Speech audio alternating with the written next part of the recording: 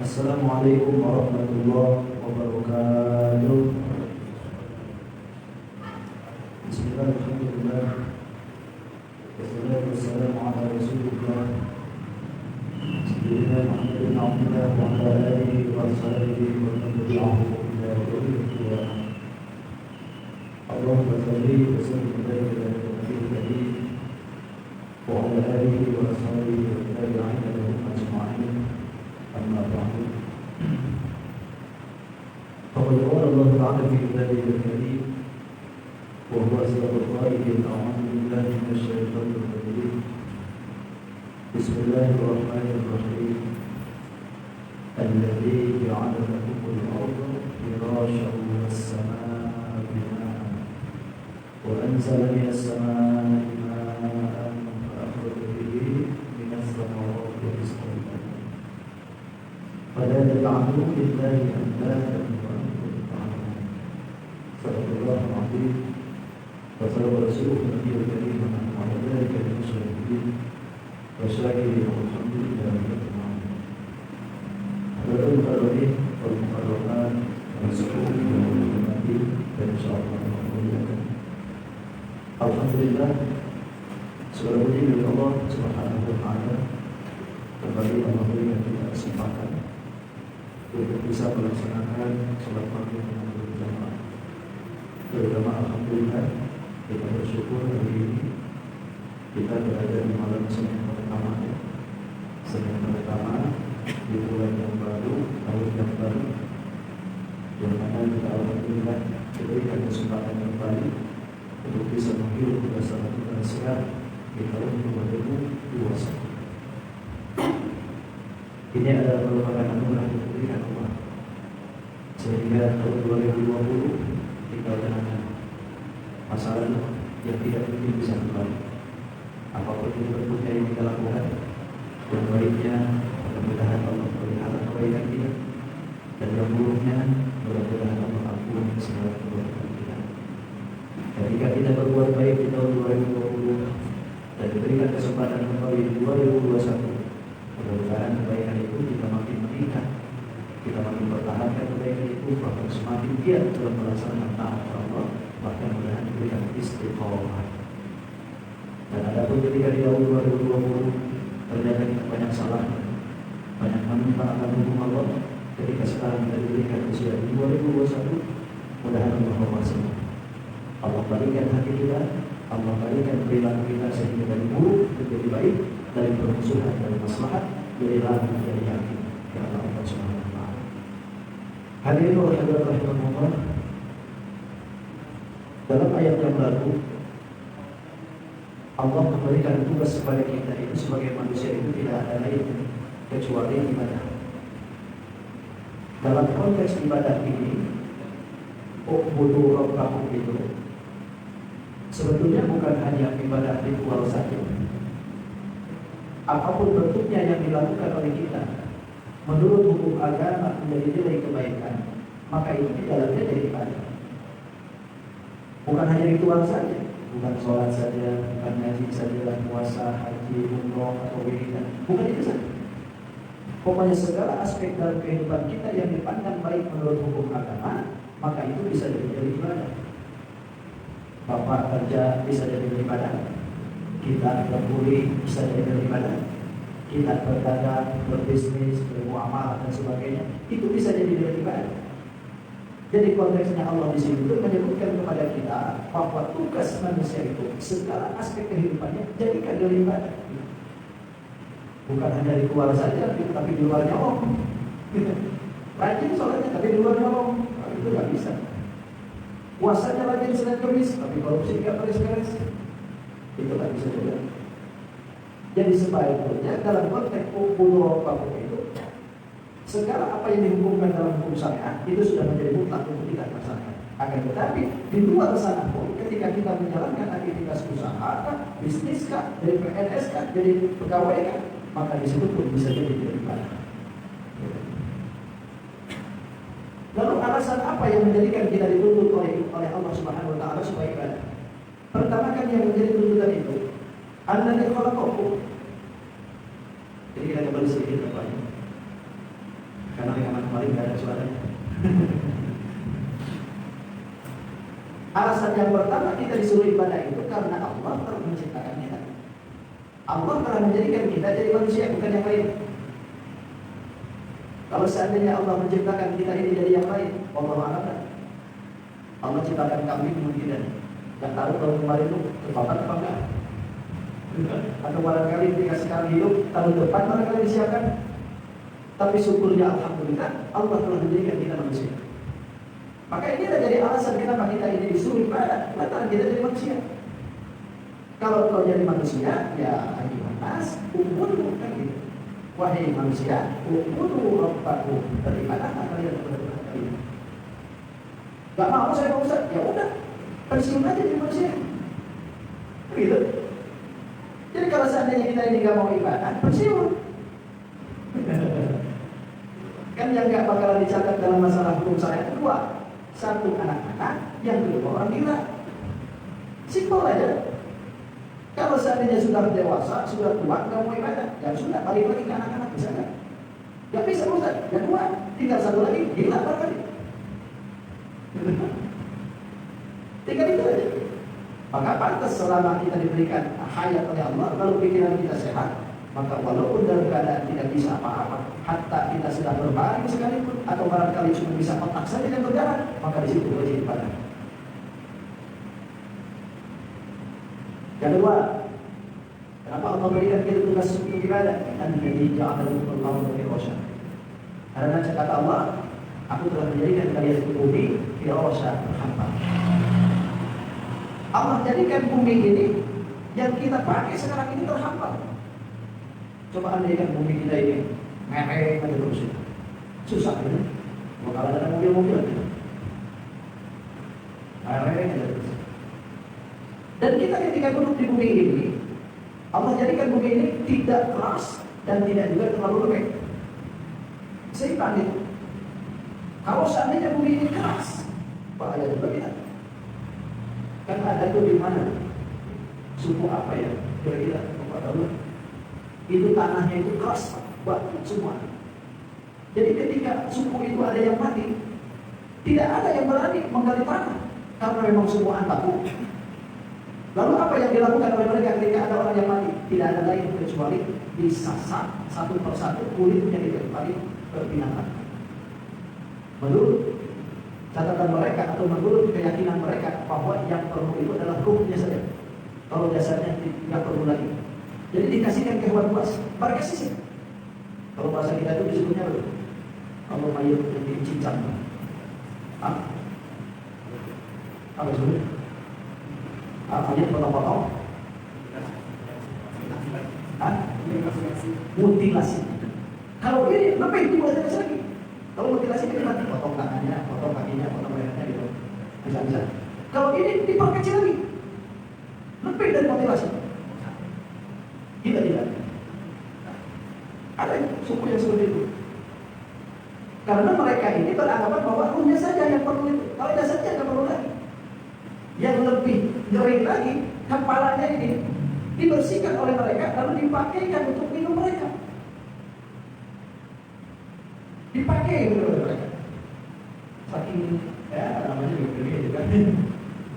Coba lihat di YouTube juga. Suku yang paling mengerikan ketika mati. Nah itu kenapa sampai bisa seperti itu? Lantaran kalau seandainya bumi dijadikan seperti itu, bahaya juga. Terlalu lembek, bahaya. Kita nggak bisa bikin masjid kalau terlalu lembek. Jangan bikin masjid, fondasinya aja 14 kali 14 kali. Makanya seimbang. Kenapa Allah jadikan bumi ini tidak terlalu keras dan tidak terlalu lembek? Supaya kita hidup di dunia ini tahu persis bahwa bumi ini bukan ketetapan kita. Sebetulnya rahasianya itu. Tidak dijadikan keras betul dan juga lembek betul. Karena memang bumi ini bukan untuk ketetapan kita. Bukan untuk ketetapan abadi maksudnya. Makanya kita mati masuk tanah. Maka sudah dari tanah itulah yang menjadikan kita abadi. Sekeras apapun dia, sehebat apapun dia, ya tetap aja balik. Tetap aja balik. Dua. Yang ketiga, Wassalaa binaa. Yang ketiga, alasan kami supaya merintahkan kepada manusia supaya ibadah itu lantaran kami telah menciptakan langit. Binaan yang menjadi payung. Langit yang kita lihat luar biasa. Langit yang kita lihat ini ya sebetulnya bukan langit. Dan ini sudah dijelaskan. Yang di atas yang ada di kita ini bukan langit. Itu batasan pandangan kita saja dengan alam alam tinggi sana. Langitnya yang mana? Ya jauh lagi sebetulnya. Jauh lagi. Itu batasan diri pandangan kita saja. Langit dijadikan Allah tujuh hal. Satu langit dari langit pertama kedua itu jaraknya luar biasa. Jaraknya semua. Dan itu tidak semena-mena orang bisa masuk ke sana. Karena pada waktu Isra Mi'raj saja, begitu Rasul sudah begitu naik ke langit yang pertama, kan ketok pintu. Karena di langit pertama ada yang menjaga. Begitu ketok pintu, siapa itu? Muhammad. Bersama siapa? Jibril alaihissalam. Apakah dia telah diutus? Ya, telah diutus. Baru dibuka. Karena tidak akan bisa membuka kecuali Rasulullah Muhammad SAW yang menyuruh untuk dibuka. Naik ke atas. Naik lagi ke langit kedua, sama begitu. Sampai ke 6, ke 7, sampai ke rokok, ke mustawat, itu semua tidak gratis, Pak. Tidak langsung blos begitu saja. Ada yang menjaga, ada pintu yang dituju di situ. Maka heran juga, ada orang yang tidak pernah ibadah, tahu-tahu langsung berbulan gitu. Luar biasa. Menurut tafsiran di dalam tafsiran Yasin, wasyamsu tajri li mustaqarrin laha, dzalika taqdirul azizil alim. Di situ ada penafsiran yang menyebutkan bahwa bulan itu berada di langit keempat. Coba, ini semacam itu datang ke sini, plok ke bulan. Assalamualaikum itu siapa kita?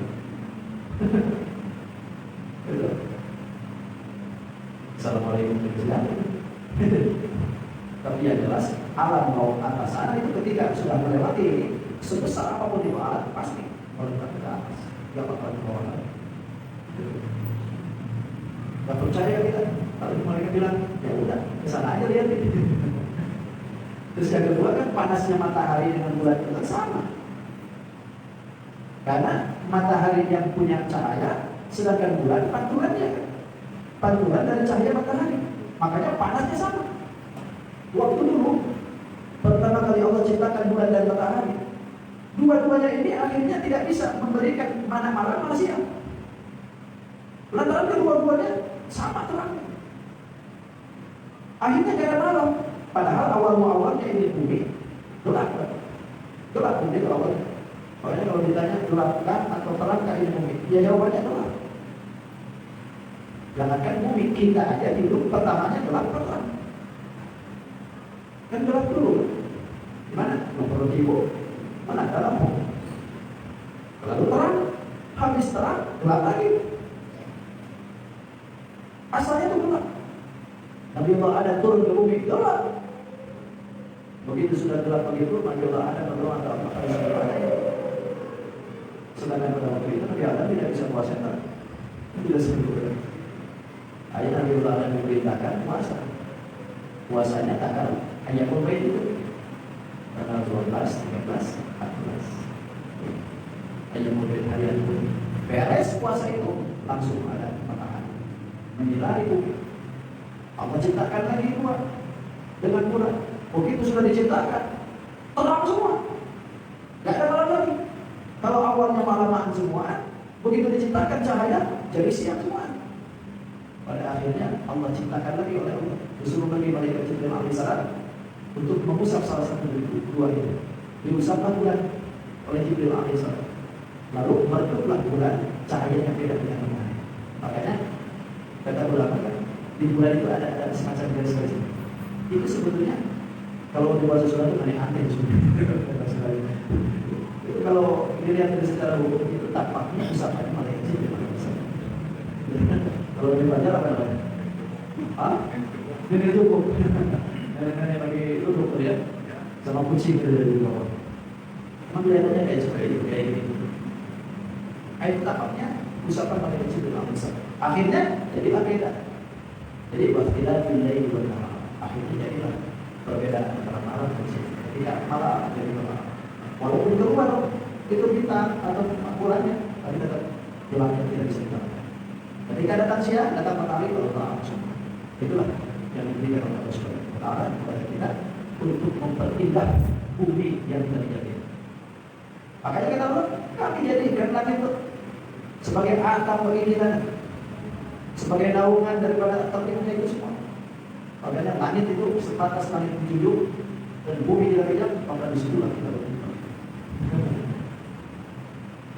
Yang keempat, wa anzala minas samaa'i ma'an fa akhraja bihi minas thamarati rizqan lakum. Wa anzala, dan kami turunkan kata Allah minas samaa'i dari langit ma'an air hujan, wa akhraja bihi, kemudian kami keluarkan bihi dengan sebab air hujan dari itu as-samarat wa huwa rizqan lakum, bagian rezeki dari kalian, merupakan rezeki bagi kita. Keempat kata Allah, kenapa kami ini menyuruh kalian supaya ibadah? Lantaran kami telah menurunkan air hujan. Bahasanya minas sama ya.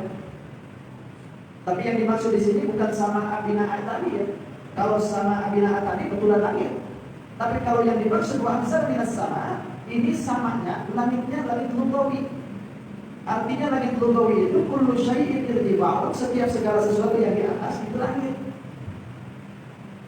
Jadi yang dimaksudkan sama di sini bukan berarti langit, tapi yang dimaksudkan adalah as-sahab. Sahab itu apa? Semacam awan. Yang dimaksudkan itu awan. Jadi wa anzalna minas samaa'i ma'an, kami turunkan kata Allah dari awan itu air. Untuk apa? Fa akhraja bihi, supaya itu air itu mengeluarkan as-samarat wa buah. Sebab kalau seandainya tidak ada hujan, gak bakalan tumbuh, apapun gak bakalan bisa. Makanya sebagian, kalau dilihat dari secara ini, secara hukum yang di dalam tafsir, kalau kita ini pemahaman kita yang sering didengar atau kita pernah pelajari, hujan itu dari apa? Asal muasalnya, kan asal muasalnya kita ini berasumsikan dari air laut naik ke atas, lalu dibawa oleh angin, nyembur dari air hujan. Gitu. Nah sebetulnya kalau teori seperti itu bisa dikalahkan oleh logika kita juga. Kalau seandainya teori hujan itu terjadi lantaran adanya luapan dari air laut lalu dibawa oleh awan, lalu hujan. Tapi kenapa ada orang yang lagi panas-panas terik kok hujan? Makanya kalau yang menyebutkan air hujan itu dihisap dari air laut oleh awan panas lalu dibawa, itu sebetulnya bukan itikat kita. Itu yang berpendapat seperti itu kaum Mu'tazilah. Kenapa kaum Mu'tazilah berpendapat seperti ini? Karena mereka mengandalkan akal. Padahal sejatinya yang namanya air hujan itu dari Allah sebetulnya. Bahkan bersumbernya air itu disebutkan oleh para ulama. Yang bersumber tentunya dari para sahabat yang menyebutkan bahwa sumbernya air itu dari surga. Semua air itu dari surga sebetulnya. Sumbernya itu. Makanya kaum Mu'tazilah kalau seandainya dia berpendapat seperti itu, ya tentu bisa dipatahkan. Karena kita juga sering katakan kok, nggak ada angin, nggak ada awan, kok hujan gitu. Lagi panas-panas gitu. Kok bisa hujan gitu? Karena memang hujan itu tidak berdasarkan di situ. Kalau memang hujan itu berdasarkan di situ, tentu di negeri Arab pun nggak bakalan sama sekali ada hujan. Tapi mungkin kadang-kadang ada hujan. Karena memang itu hujan itu Allah yang menentukan sendiri. Nah ini komunikasi seperti ini. Wa yanzuru bimaddari ala sahab wa huwa al-ghurub. Allah Subhanahu wa ta'ala itu memang menciptakan awan. Lalu dari awan inilah Allah menciptakan ini awan itu seperti apa ya? Seperti sarungan misalnya. Sarungan itu seperti serotan. Sebenarnya yang diberikan oleh kekuasaan oleh Allah membawa angin. Lalu setelah itu summa yusabu haitsu syaa Allahu ala muqtari ahsan. Kemudian Allah Subhanahu wa taala menggiring awan itu ke tempat yang memang dikehendaki oleh Allah.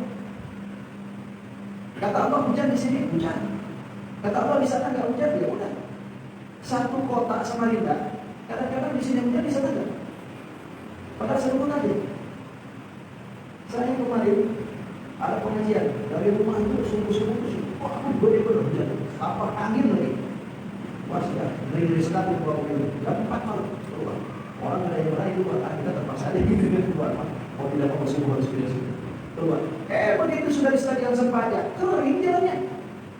Padahal nggak jauh-jauh amat, kering jalannya. Itulah yang dimaksudkan tadi.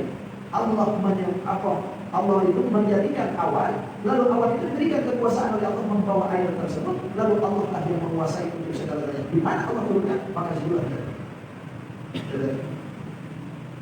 Makanya jangan jadi patokan ya. Bahwa air hujan itu disedot dari sungai, dari laut, lalu dibawa ke atas, lalu dipasang angin, lalu hujan. Itu bukan jadi patokan. Itu logika. Aslinya nggak seperti itu. Allah sendiri yang memberikan hujan itu. Kalau Allah tidak berkehendak, ya udah. Sama sekali. Kalau memberikan hujan. Nah, ketika Allah turunkan hujan, maka disitulah bihi bahasanya. Bihi itu berarti banyak di sababnya. Dengan sebabnya turunnya air hujan, Allah mengeluarkan astamar, buah-buahan. Berarti kalau seandainya tidak ada hujan, ini buah-buahan yang mungkin terjadi. Mau dimakan kalau hujan, tapi buah-buahan banyak di kiri. Di kiri. Dari mana? Dari negeri yang diturunkan hujan. Kadang-kadang mungkin dari kita, dari Indonesia, atau dari negeri tetangganya, dari Mesir, atau barangkali dari Lebanon. Itu kan negeri-negeri yang lumayan agak sedikit subur. Nah itu bagian daripada bisa bagiannya. Jadi dengan sebabnya adanya hujan, semua ditumbuh. Tumbuh semua. Tapi kita ya alhamdulillah syukur kita di Indonesia. Ini iklim tropis, kadang panas, kadang dingin, kadang sekarang itu luar biasa gitu. Iklim tropis. Bahkan kalau misalkan kita ini kan, kalau musim panas, paling baru belajar itu. 3-4 paling 3-4. Jadi dan apapun musim panas itu 3 kali sudah luar biasa. Tapi kalau kita lihat di Mekah itu kalau musim haji itu sampai 40 kadang-kadang 40 derajat itu sudah kalau pekan orang banyak yang meninggal. Kita ini baru dikasih 34 ya kan bersyukur dari Indonesia. Nah, jadi kan Allah Subhanahu wa taala itu buah-buahan, tumbuh, pisang, tumbuh, apapun tumbuh semuanya. Itu rizqan lakum kata Allah. Rizki untuk kalian. Nah, maka ketika Allah berikan itu rizki, satu yang diberitahu oleh Allah. Fala taj'alu lillahi andada. Janganlah kalian jadikan Allah Subhanahu wa taala itu andada bersekutu. Allah tidak mau ketika rizkinya dimakan, tapi bersekutuan bukan dengan Allah. Makan minum dari Allah, segala-galanya dirizkikan oleh Allah, lalu beribadah bukan kepada Allah. Tapi Allah itu Maha Rahim ya. Walaupun tidak ibadah, tetapnya dikasih minum, dikasih makan, banyak makan bisa jadi lebih banyak mereka daripada yang beribadah. Duitnya kadang-kadang lebih banyak mereka itu daripada yang beribadah. Kenapa bisa begitu? Ya nggak paham. Lalu urusan dia. Makanya kan sudah saya bahas Bismillahirrahmanirrahim antara perbedaan Ar-Rahman dengan Ar-Rahim kan sudah. Kalau Ar-Rahman itu rezeki yang diberikan oleh Allah, kasih sayang, cintanya Allah dengan makhluk itu. Pokoknya siapapun berakalkah, tidak berakalkah, ibadahkah, enggaklah, dikasih oleh Allah. Rahman ya Allah. Tapi kalau urusan rohimnya Allah, baru di sini tidak akan diberikan rohimnya Allah kecuali orang yang mukmin yang masuk dalam surga. Makanya Allah itu menciptakan nikmat itu 100 Allah ciptakan nikmat itu 1 diturunkan ke dunia, yang 99 ditaruh pada Allah. Untuk siapa? Ahli surganya Allah. Coba 1 aja di dunia ini berebut ya tadi, nikmatnya bukan main. 100 pintu Allah jadikan rezeki. Nikmat Allah ada 100 pintunya, cuma 1 aja yang dibuka oleh Allah. Satu pintu itu menyeluruh umat manusia, atau bukan semua menikmati kenikmatan dari satu pintu itu. Bayangkan, kita ini kadang-kadang tertipu dengan satu pintu tapi melupakan 99 pintu.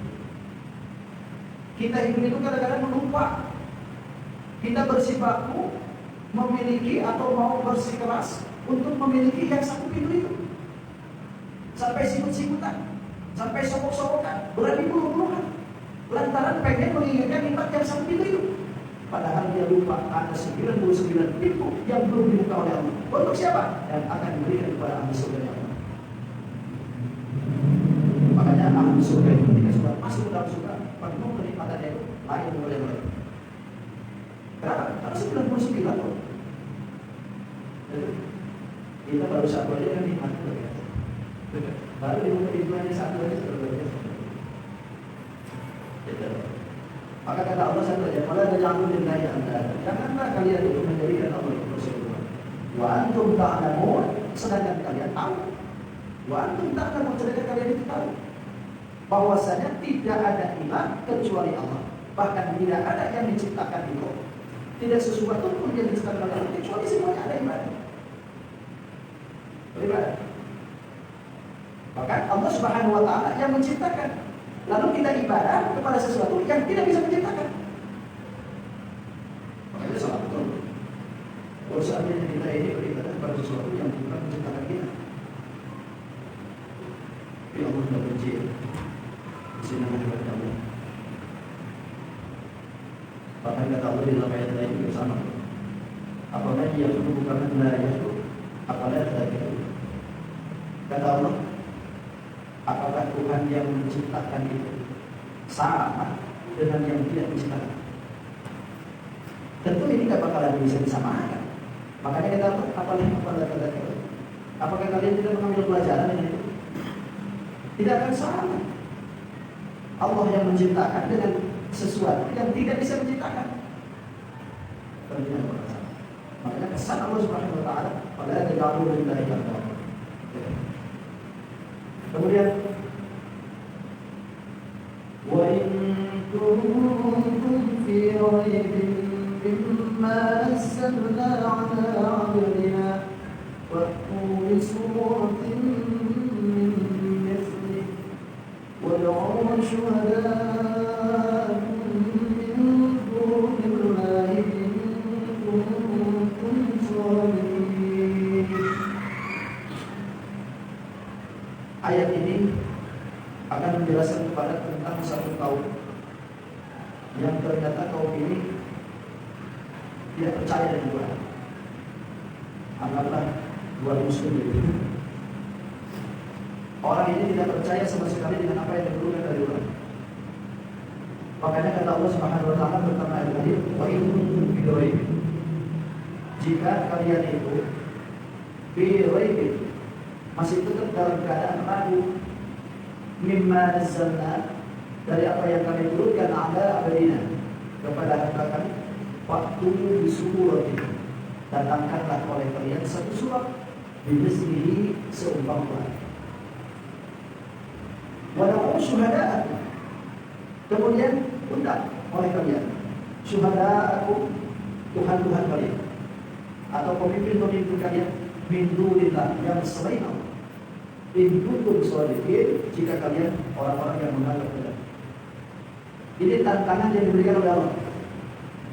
Kalau seandainya kita ini tidak percaya dengan apa yang diturunkan oleh Allah Quran ini, Allah nantang kita. Nantang kata Allah. Ini kan tantangan nih. Berarti tantangan dari Quran ini. Kata Allah, wa in kuntum fi raibin. Pakai kalimat in kuntum. Berarti insyaallah. Bahasanya suatu ini itu berarti diperlukan hal colok. Ini penantangan dari Allah. Jika kamu bisa lari ke sana sampai berapa menit, gue jamin nanti ada ini. Tadi tantangan. Suatu tantangan ini perlu jawaban. Kalau seandainya tantangan ini pengen berhasil, berarti jawab. Begitu juga dengan Allah. Kalau memang kita ini masih ragu dengan Al-Quran Al-Karim, mimma nazzalna 'ala 'abdina, bahasanya pun di dalamnya abadina. Siapa yang abdu? Tidak ada lain adalah Nabi kita. Jadi secara tidak langsung ayat ini memberikan tantangan. Jika kalian ini ragu dengan apa yang diturunkan kepada Nabi Muhammad, waktu di surah Iblis ini, ayo datangkan surah Al-Quran. Datangilah. Bahkan jangan tanggung kata Allah. Kalau seandainya kalian ini pengen sama, mendirikan sesuatu yang sama dengan apa yang diturunkan kepada Nabi Muhammad, kalian tidak mampu. Wad'u syuhada'akum. Undang juga kalian semua pimpinan-pimpinan. Memang syuhada itu biasanya kan kalimat yang menyaksikan. Yang dimaksud ini ada dua sebenarnya.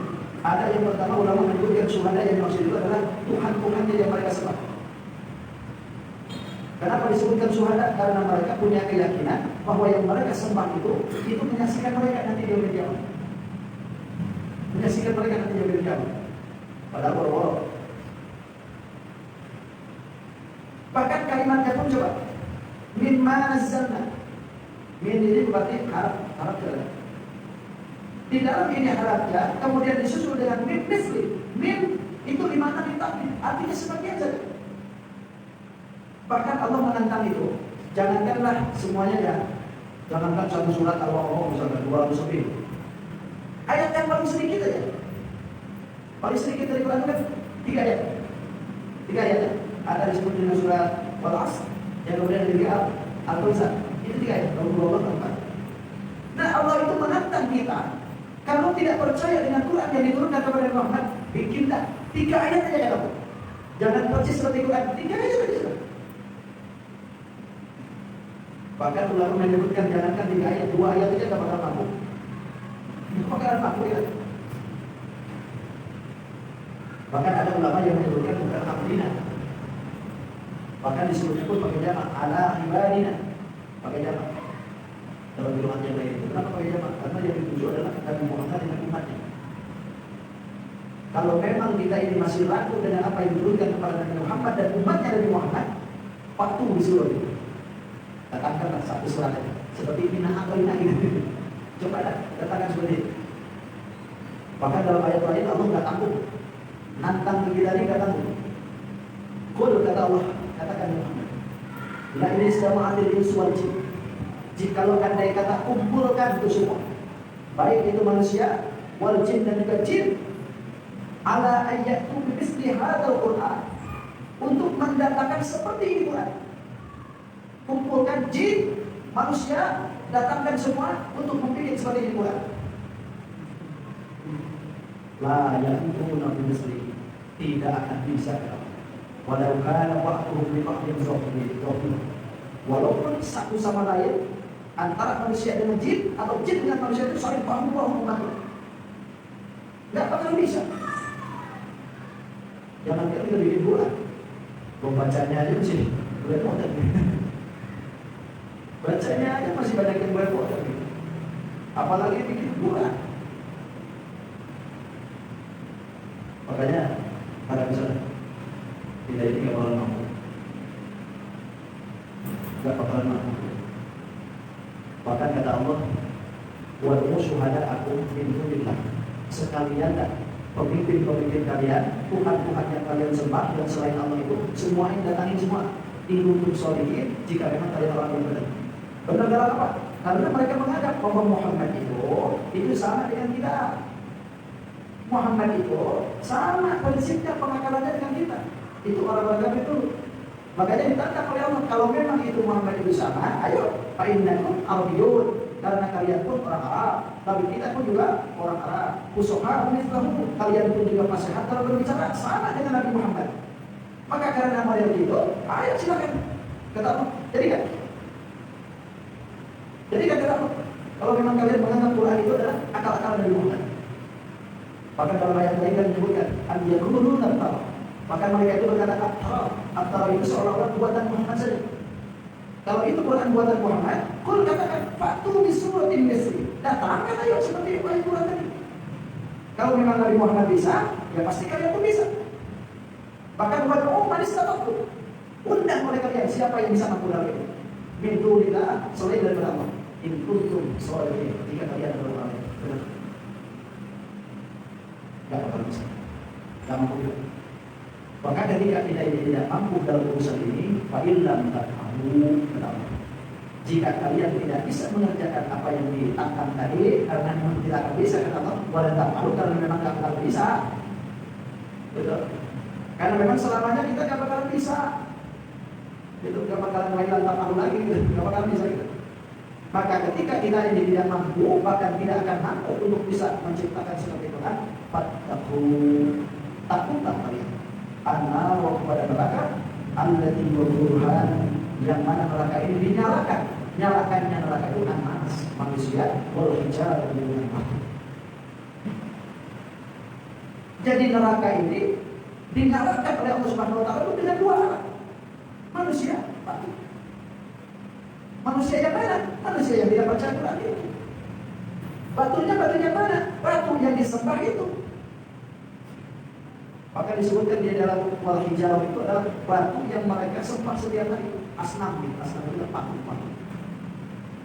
Tapi kecuali Nabi Isa kan, atau Uzair juga dengan Nabi Isa kan di patung tuh. Tapi Nabi Isa nya nggak pernah kecuali itu. Nah kalau kita bertanya misalkan, kenapa itu patung kok dimasukkan ke neraka? Kan patung itu bermukalam, artinya tidak tertuntut oleh hukum agama. Lantas kenapa mesti dimasukkan ke dalam neraka? Lantaran itu patung dimasukkan ke dalam neraka bukan untuk menghadapi siksa, tapi patung itu dimasukkan, batu itu dimasukkan untuk menyiksa tanpa mereka, sekaligus menghinakan mereka dengan apa yang mereka sembah. Bisa. Jadi sekaligus kalau kita bertanya misalnya, kenapa batu mesti dimasukkan ke dalam neraka? Sebetulnya batunya tidak sama. Bukan berarti Allah menyiksa batunya, bukan. Tapi Allah memberikan batu itu masuk ke dalam neraka itu supaya itu batu menyiksa mereka, sekaligus menghinakan kepada mereka dengan apa yang mereka sembah. Ini kata Allah tidak berguna batu. Masukkan ke dalam situ dengan batu di sana. Untuk siapa? Wa'iddat lil kafirin. Dicawiskan atau dipersiapkan tempat itu lil kafirin, bagi orang yang kafir, bagi orang yang tidak mau mengakui Quran, bagi orang yang tidak mau mengakui Nabi Muhammad, bagi orang yang tidak mau menjalankan hukum syariat, bagi orang yang tidak mau menjalankan hukum syariat, bagi orang yang tidak mau dan tidak suka bahkan benci dengan hukum syariat. Inilah hakikat daripada kita diciptakan oleh Allah Subhanahu wa taala satu sebelum kita disini. Makanya pada sahabat saya, wa ma khalaqal jinna wal insa illa liya'budun. Tidak akan menciptakan jin dan manusia kecuali untuk beribadah kepada Allah Subhanahu wa taala. Nah, ini alasannya, karena Allah Subhanahu wa taala telah memberikan segala-galanya untuk kita. Apa yang kita kehendaki diberi oleh Allah. Memang syariatnya kita berusaha, tapi hakikatnya Allah memberi. Sebetulnya kalau Allah berkehendak tidak usaha pun tidak bisa. Cuma kenapa harus usaha? Karena kita disuruh oleh Allah. Disuruh oleh Allah sekaligus mengambil ikhtiar daripada apa yang telah diberikan oleh Allah. Assalamualaikum warahmatullahi wabarakatuh. Masih ada sebenarnya ada cerita sedikit nanti tentang masalah yang berhubungan dengan api dari pesawat dan di depannya. Kalau saya terima kasih kepada yang sudah bermanfaat seperti tadi. Jadi yang kemarin itu kalau ada yang sudah tahu silakan dihubungkan nanti. Dan kemarin kita sudah. Terus kalau memang ada yang mau berdebat, silakan dihubungkan. Kalau misalnya silakan dihubungkan. Bisa. Assalamualaikum warahmatullahi wabarakatuh. Allahumma shalli ala sayyidina Muhammad wa